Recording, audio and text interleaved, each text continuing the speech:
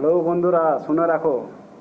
এই যারা ভিডিওতে মোবাইলে যে ভিডিও ছাড়ছো আলমের বিরুদ্ধে, শোনো, কোনো আলেমকে কোনো বাজে কথা বলবেন না।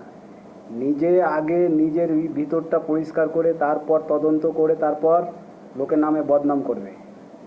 সব আলেমেরাই মসজিদের পক্ষে। যারা মসজিদের পক্ষে নয় তারা কোনো মানুষ নয়। মসজিদ এমন একটা জিনিস, মসজিদ হয়েছে আল্লাহর ইবাদতের ঘর।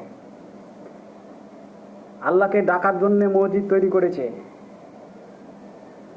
হুমায়ুন কবির যেটা করেছে না, বাবরি মসজিদ, সেটা আমাদের মুসলমানদের জন্যই করেছে। হ্যাঁ, কোনো আলেমের জন্য যেন ভালো খারাপ আচরণ যেন না হয়, ভদ্রভাবে কথা বলার চেষ্টা করবে। একদিন আলেমদের প্রয়োজন হবে আপনাদের। তোমরা ভেবেছ কি? তোমরা ভাবিও না। নিজের জিনিসকে আগে পরিষ্কার করে বলবে, তারপর কোনো কথা।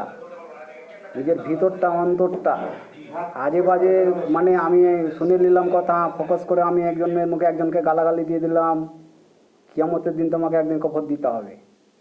যারা গালাগালি করে তারাই হচ্ছে মুনাফিক। যারা কথায় কথায় গালাগালি করে, খিস্তি করে, তারাই হচ্ছে মুনাফিক।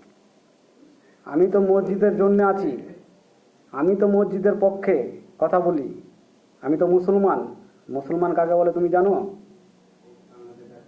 বড় বড় কথা বলছেন যারা এইসব ভিডিও তৈরি করেছেন আলেমদের বিরুদ্ধে, তারা ভিডিও পুরো ডিলিট করে দেন।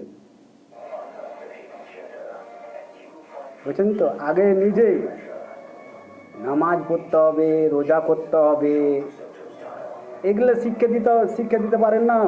নিজের পরিবারকে আগে শিক্ষা দিবেন। নিজের নামাজের কথা বলতে হবে, নিজের বউকে, স্ত্রীকে, ছেলেকে, মাকে।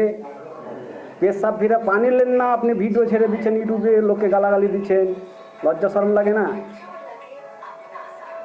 একটু লজ্জা হওয়া দরকার। ছেলেকে বলতে হবে পেশাব ফিরা পানি লে।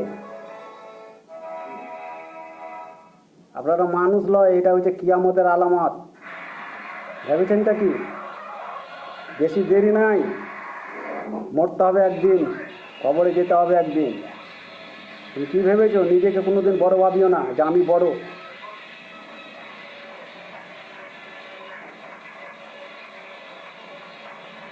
মসজিদ হুমায়ুন কবির যার নামে লাখ রাখুক, আমাদের মুসলমানদের, আমাদের জনগণের পয়সা মানে দিয়ে হিম্মত দিয়ে রেখেছে। আমাদের নিজে হিম্মত দিয়ে করেছে। এটা সরকারের মতন লয় যে হাল্লা